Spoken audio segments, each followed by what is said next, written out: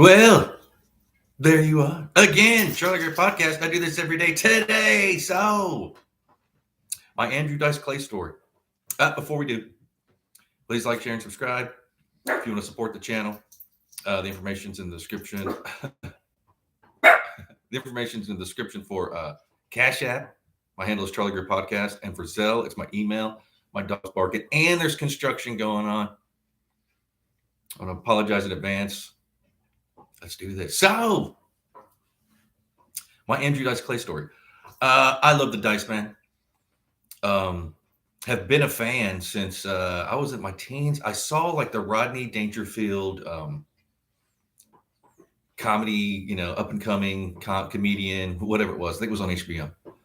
And that night it was like Andrew Dice Clay, I think Sam Kinison, Roseanne Barr, like all these up and coming. And I've always been into comedians. And let me just say right off the bat, I love Rodney Dangerfield. What I do, my podcast, just to be honest, I steal from Rodney Dangerfield a lot. Like you'll hear me go, okay, fine, that's Dangerfield.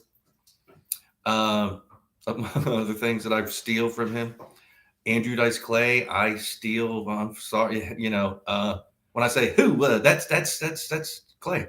That's Andrew Dice Clay. So it's with that out of the way that I'm a plagiarist. I've always loved comedians. I always have since I was a kid. I mean, I was in like elementary school and junior high. I'd come to my parents would let me. We'd have like Showtime or HBO, and they'd let me watch these comedians. I love to laugh. I get it. Like a lot of people don't like. They're so literal. They don't get comedy. I don't get the joke. Like I can't be around people like that. I can't be around people that don't get jokes. Again, I don't get every joke. I mean, there's some jokes that are rarely though. Some people, man, they don't got it. What's so funny? They just don't get it. I don't want to hang out with them. I've always had comedic friends. When I was in St. Louis, my early 20s, most of my friends were comedian doing stand-up, low level, whatever. They're trying, I like funny. So I get to LA like March of 98. I was already either SAG eligible or in the Screen Actors Guild. I'm trying to remember because you can be SAG eligible and they give you so much time. You can do so many gigs and they're like, hey, you got to join the guild, SAG, Screen Actors Guild, the union. So I got there right off the bat. I'd had an agent in St. Louis and I had a lawyer. I had made a movie. I had done a BC Powder commercial. I'd done a bunch of auditions, didn't get most of them. So got to LA. I was I was already not seasoned, but I knew what was going on. I'd studied at Parkland College, the theater department there in Champaign, Illinois. I studied with Carrie Houck at the Center of Contemporary Arts in St. Louis. I'd taken the Second City improv class. I'd done, I had to dip my beak. I wanted to learn, wanted to get better. And what I was the best at was dramedy, meaning sometimes like the I'm not a comedian, but dramedy, like comedy with a little drama. That's what I'm good at. So I'm in LA, I'm in Hollywood, living in the heart of Hollywood on June Street between like Fountain and Sunset on June, right beside Valentino Park. Madness, crazy, like a block or two from Sunset Sound. I mean, I could walk up because I like to get up early in the morning and walk, and I would walk Sunset when everybody was out or coming or leaving. So I got a gig. I got right off the bat. It might have been one of my first gigs. I got cast in this film called Foolish. It's been out twice. So it was called Foolish or Foolish Ways. It's an Eddie Griffin movie, Master P, and all kinds of other, and Andrew Dice Clay was in it. I didn't know this. See, when I got hired, I was dear Lord, like a featured extra, basically. I wasn't non-union, but I was cast as like a waiter. I was in wardrobe. I mean, But I wasn't like a leading, I didn't have any. I think I had one line, like, excuse me, sir, or something, just throw away. I've actually never watched it. So I don't know how good it is. But I did know that it was called Foolish and Foolish Ways, or both. I think it was released twice, maybe. I don't know. I think when they released it to like DVD or VHS, what it was, they changed the name. Who knows? So I'm cast in this movie. I get to meet Master P, his brother C Murder, Eddie Griffith, or Griffin, dear Lord, everybody. And I go to wardrobe, and because I didn't know what the movie was about. I'm just glad to be making, like, back then. I think the SAG rate for a featured extra was like 150 a day. And I saw Andrew Dice Clay. I was like, oh my god, because I love Andrew Dice Clay. I also saw him in that show before he kind of popped off in the 80s called Crime something or other. He played like this. Anyway, and I was a fan back in the 80s. He was a rock star. I mean, he was like Elvis of the community. He did more. Now people like sell out arenas, but Andrew Dice Clay was the first one. He exploded like in 88. And then my Scotty Beers and me and my sister, whatever, we had a VHS recorder or machine or whatever, and he was on some kind of special HBO Showtime, who knows, and we recorded it on a tape. So we just watched that over. We'd have parties, throw that on. We got it. See, people think that like, oh, the Dice Man, it's a character, man. It's a joke. I get it. I totally get it. I think it's genius and brilliant.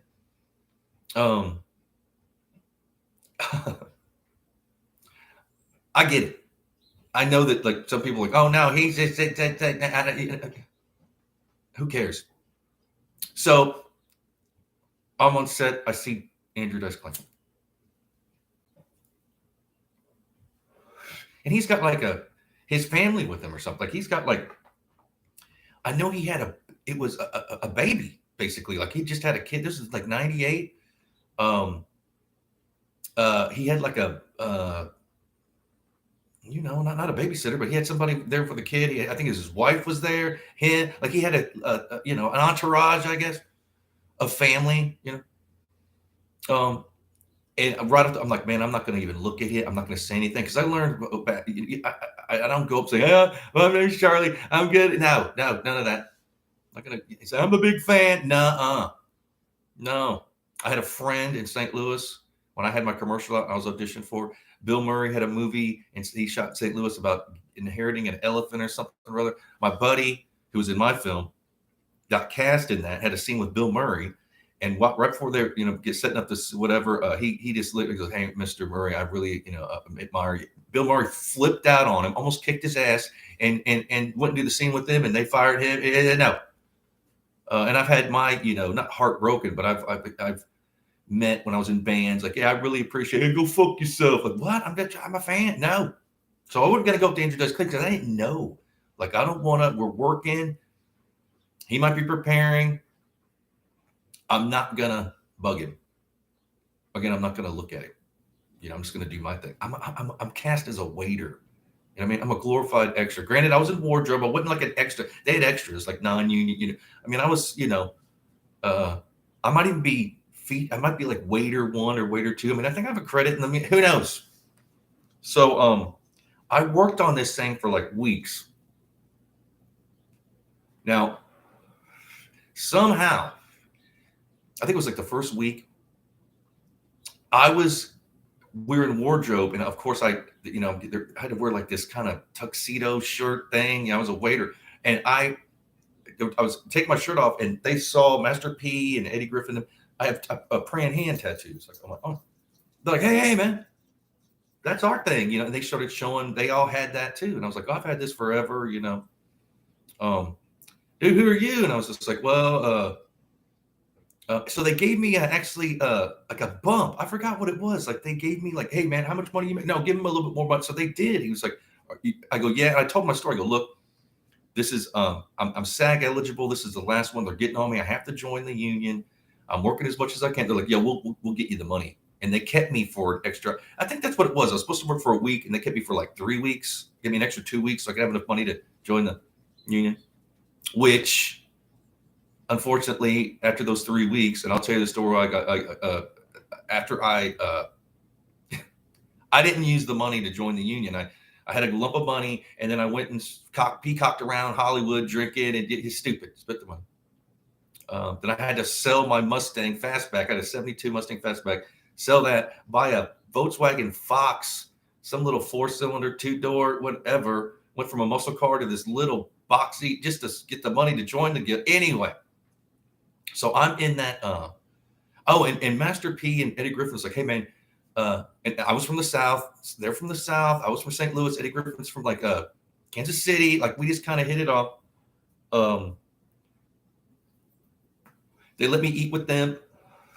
They had soul food coming in, like hillbilly food, country food. They had all kinds of grits, and I loved it.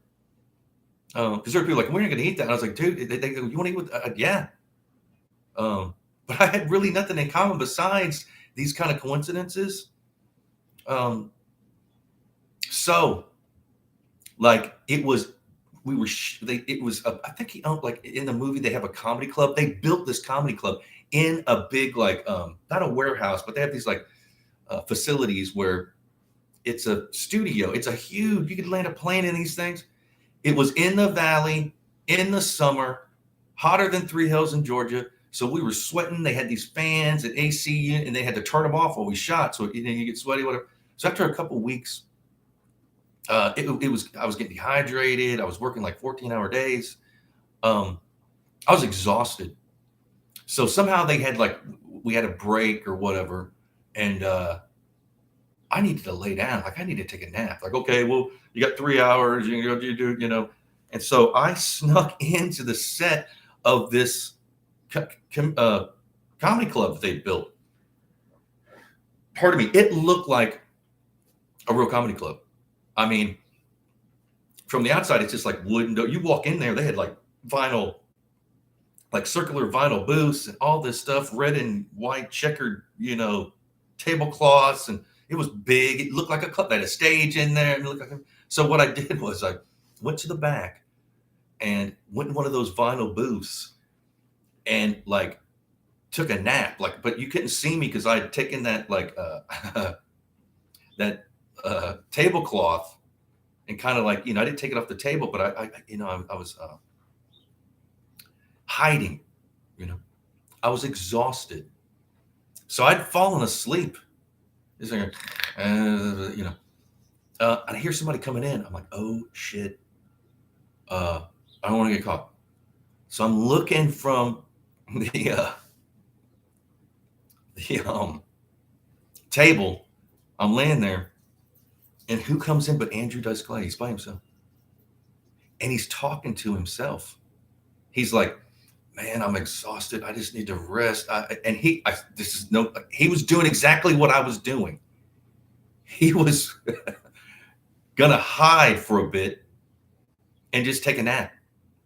So he comes in the back. I'm like, oh shit. So he is like across from me, but we're like right. I was like, he's gonna hear me.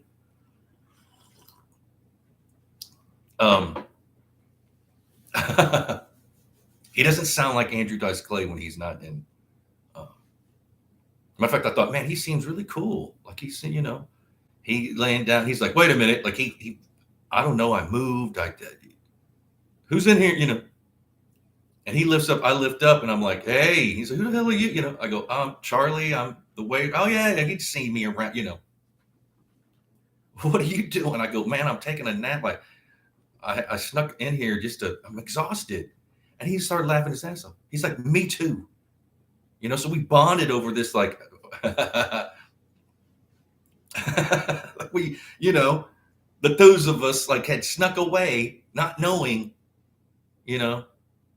so we had a moment, like we were literally like talking, like laying there.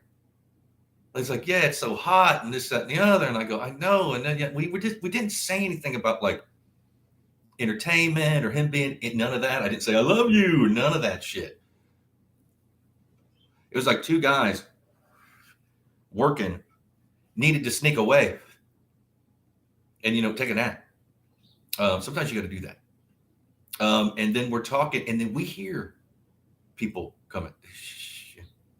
Andrew, of course, here comes his entourage and people, and they lift up, and he lifts up, and then he's like, "Hey, get up," They're like, who, what are you doing? And who's he, And they kind of get. He's like, no. He chilled it out. He's like, hey man, he's excited. He's working. He's like me. We're on a break. We're just gonna, he like smoothed it out for me, because he's like line producers or whoever the hell were like, thank you, Andrew. And then it was like we would, for the rest of the time I was working, that he'd be like, hey, we weren't having a conversation, but he was like, oh yeah, my napping buddy kind of thing. And I was exhausted. I mean, it was so hot. I lived like an hour or so away from where we were shooting. There's traffic. I'd get home like late at night, got to get back up, be there at like 5, 6 in the morning. I was only sleeping like 3 or 4 hours. After like 3 weeks, it gets you. That's why people, these celebrities kind of go snap or whatever. That's why. Because you're dehydrated. You don't even, your eyes are like you just, you're nervous. I think they call it nervous exhaustion. You're just like, you're a wreck. And that day I drove in, it was, the sun was coming up. I had to be there so early. They want you there early a lot of times for like, just to sit around and wait. I was shaky that morning. My hands were shaking. I couldn't eat. I was trying to get like food down my gullet. And I get there and I was weak. You just kind of, whoa. And, in a scene they were shooting, I pass out. Like bam, done. And, I wake up and they've got me like propped up against the wall. People came over. He might even have came over. Like, you okay? Like Eddie Griffith came. I don't know what. You don't look good. And I was like, what happened? I didn't, so they have like like people on the set that are like, have an ambulance waiting. Just so something happens, and I forget what they call it. Not the ER people, but whoever they are, come over. They're checking my blood pressure. They brought me some orange juice. They had me sitting up there, and they said I look like gray, like a ghost. And they're like, hey, you need to, your blood pressure's high. You're exhausted. You need to get some rest. You can't, And then these producers like, excuse me, he can't make it. Well, he's holding himself up, because I was holding. Well, the show must go on. Who gives a fuck about me, Just some schmendrick that passed out. They know. Get him out of here. So a line producers come over, and I remember they're like, whoa, give him this. And they were literally taking off my shirt. I had a wardrobe shirt, like this orangish pink kind of fluffy look, in a tie or whatever, and a like a really ugly tuxedo shirt. It might have been a period piece from the 80s. Anyway, you wouldn't want to wear it. And they were like unbuttoning it. Like, what are you doing? Like, so they, and I had a t-shirt underneath that, and they took it off me. And I remember them holding it, and there was like big sweat circles, like almost down to my waist. I'd been wearing this thing. I passed out in this thing. God knows if they'd have washed it. I don't know how many they had, but when I'd show up, I had to wear this funky thing, getting a wardrobe with this tie that was, too tight. And they go over to a group of extras that are like dudes, and he flips it out, and he like buttons it up and holds it up and goes, hey, whoever can fit in this shirt, I'll give a SAG voucher to. Me, give me, I want, I need, And I could see the sweat rings, like it was just disgusting. And people are like fighting over who, and they turn him around, but okay, you're fine. And the guy was so happy to put on that shirt. He took off his shirt, didn't have an undershirt on, put on my sweaty, gross, button it up. And people were laughing. I mean, he was getting a SAG voucher. And I think he only needed one more to get in the guild. So he was like, oh my God. And of course, his fee goes up once you're, SAG. He was, anyway. They kind of left me. And the guy was like, yeah, we're sorry. And I was still kind of sitting there, and they had me up, and are you okay? And I go, And I'm fired, right? Yeah, yeah, you're not fired, but we can't um, like walk him to his car. I was like, "Are you shitting me?" I'm not feeling too good, you know. No, no, no, you'll be fine. They just wanted me off the set, I guess. Um, at the time, I had this 1972 Mustang Fastback. It was like orange bronze with a black stripe down the hood, down to the back. I mean, it was nice. Um, and they go, "Here you go. Here's your paperwork or your whatever it was, so I can get paid. And sign this, sign that, and go." So I couldn't. I sat in my car. I might even have napped a bit. I was just like, well, it was hotter than, dude, so driving home, I was worried I was going to pass out. I was like, oh, because I had to hit like 3 or 4 highways. I had to get into Hollywood. I don't even remember. We were deep in the valley. I got home and I was like, well, my roommate's like, what happened to you? And I was like, I'm sick. I got fired. Um,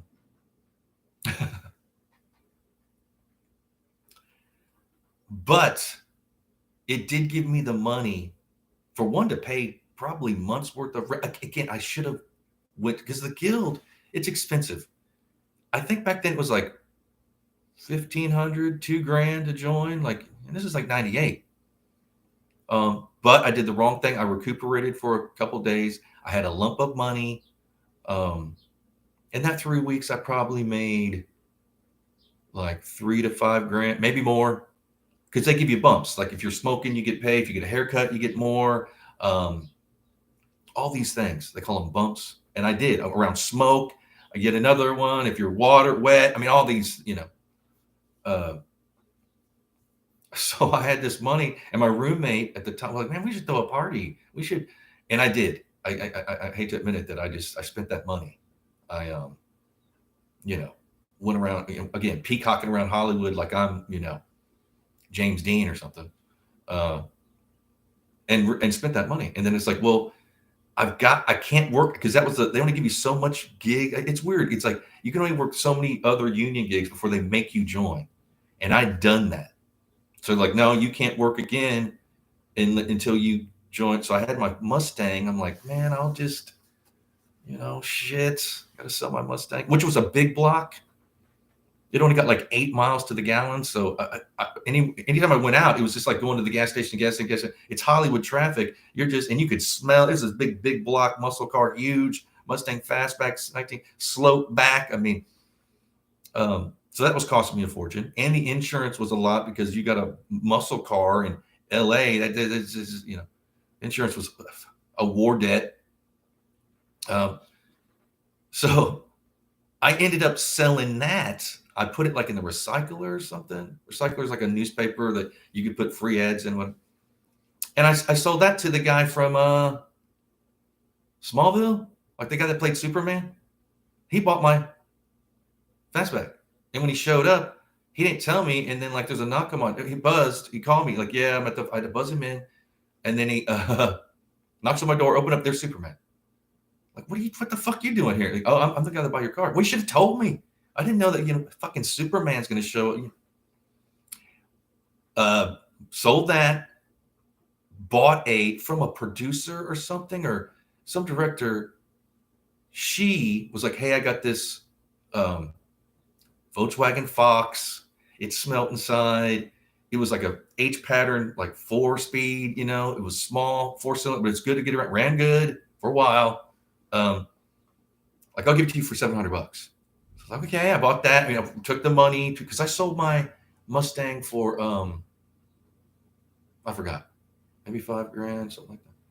So I went to the guild, paid the 2 grand, got my SAD card, and then probably went to Hollywood bowling lanes every night till that money ran out.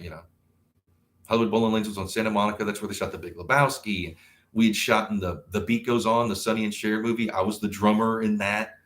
So that's how I found out about the place, and I loved it.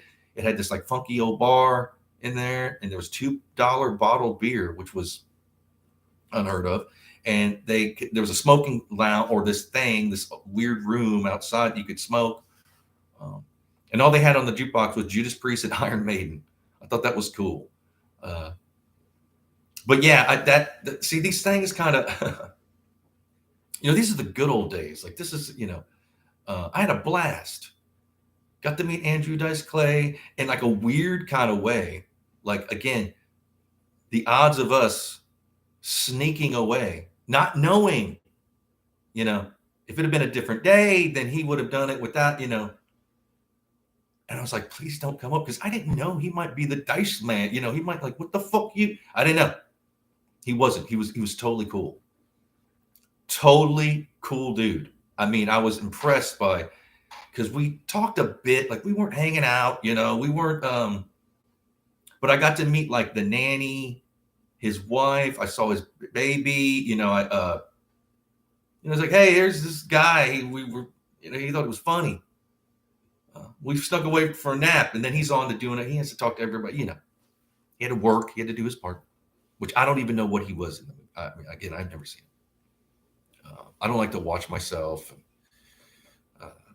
Also, you might get edited out of the movie. There was times where like, I'm in the movie, and have all your friends over, and, or I'm on this TV show.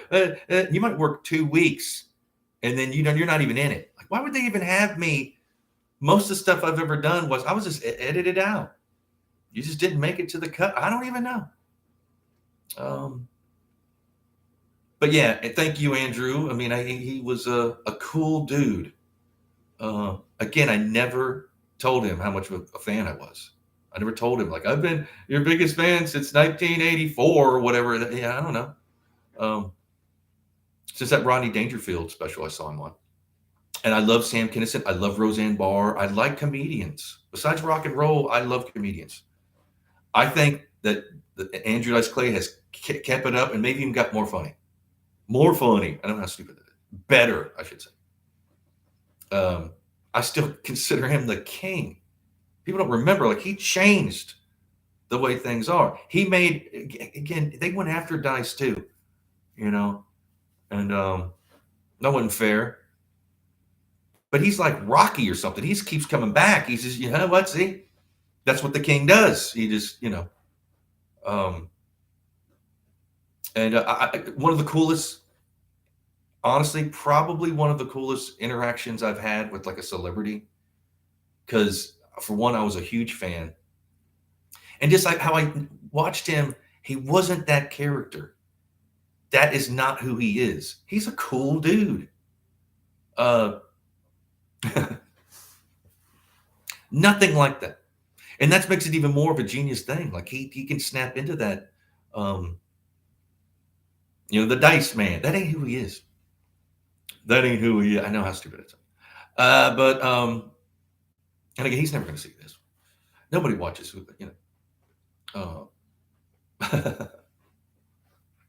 good times.